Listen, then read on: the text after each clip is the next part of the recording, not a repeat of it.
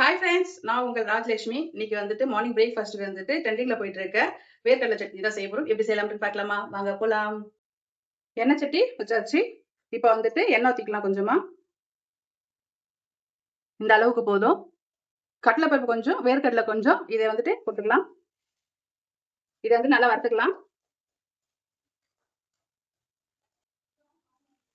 இப்போ இது எல்லாமே வந்துட்டு நல்லா வறுத்துட்டோம். இப்போ வந்துட்டு ஒரு மீடியம் சைஸ் வந்து தக்காளி, கொத்தமல்லி, கருவேப்பிலை, வரமிளகா வந்துட்டு உங்க காரத்துக்கு ஏற்ற மாதிரி எடுத்துக்கோங்க. இப்போ இது எல்லாமே நம்ம ஒண்ணா போட்டுடலாம். இப்போ இது எல்லாமே வந்து நல்லா வதக்கிக்கலாம்.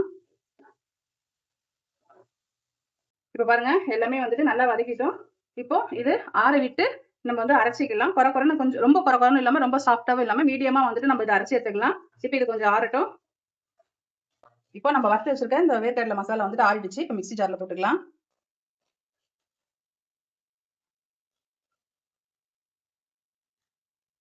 தேவையான அளவுக்கு உப்பு சேர்த்துக்கோங்க.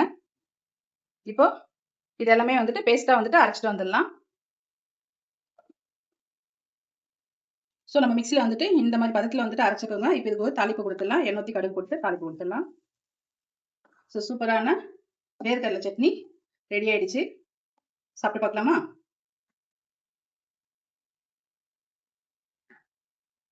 எப்படி இருக்குதுன்னு சாப்பிட்டு பார்க்குறேன்.